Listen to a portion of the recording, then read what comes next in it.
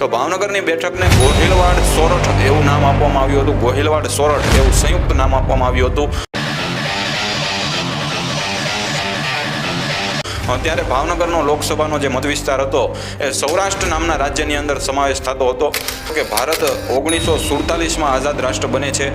ત્યારબાદ લોકશાહીનો દોર ચાલુ થાય છે.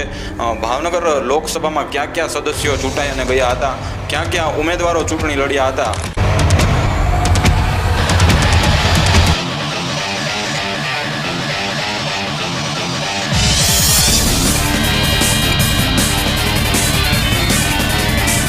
કઈ જ્ઞાતિનું પ્રભુત્વ ભાવનગર બેઠક પર જોવા મળે છે, સૌથી વધારે વખત સાંસદ રહેવાનો રેકોર્ડ કોના નામે છે, સૌ પ્રથમ સાંસદ કોણ હતા. આ ભાવનગરની બેઠકમાંથી ગુજરાતને 2 મુખ્યમંત્રી પણ મળ્યા હતા.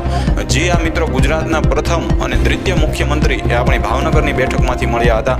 2 જિલ્લાનો સમાવેશ થાય છે. એક તો ભાવનગર જિલ્લો પોતે અને બીજો ભાવનગરને અડી અને આવેલો એવો બોટાદ જિલ્લો.